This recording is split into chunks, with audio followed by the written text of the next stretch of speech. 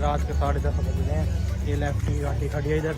उधर हमारे कुछ भाई बहन कुछ भी कह सकते हैं, फैमिली मेम्बर्स टाइप मिलाता हूँ आपको। चलो पता नहीं क्या क्या बात करते रहते हैं, कुछ भी बकते रहते हैं, कुछ भी।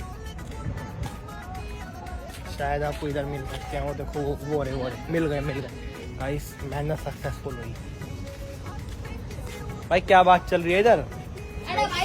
की बात चल रही है। हाँ फिलहाल चल रही है। ये जो गाड़ी है ना ये होती है फेमस। इस पे एक रील डाली थी कौन सी? ये वाली? कौन सी गाड़ी है भाई? ये ब्रांच जाइए अपनी, देखो क्या हो। कौन सा मॉडल है? अभी लिया है, साल भर भी नहीं हुआ गाड़ी बोले। भाई ये अपनी गाड़ी है, फेमस हो गई, बीजेपी का झंडा भी लग रहा है। और भाई और कुछ इस गाड़ी के बारे में? भाई सबसे यूँ कह दो कि इसकी रील हमें फॉलो कर रहे हैं। राहुल सैनी 8234 नाम से आईडी है। भाई का आईडी फॉलो करो, फेमस करो भाई को। रील बढ़िया वायरल जाती है अपनी, कोई दिक्कत नहीं है। सबके पास भेजो, हम बढ़िया रील बनाते हैं। वो अपना सैनिक साहब खड़ा पीछे।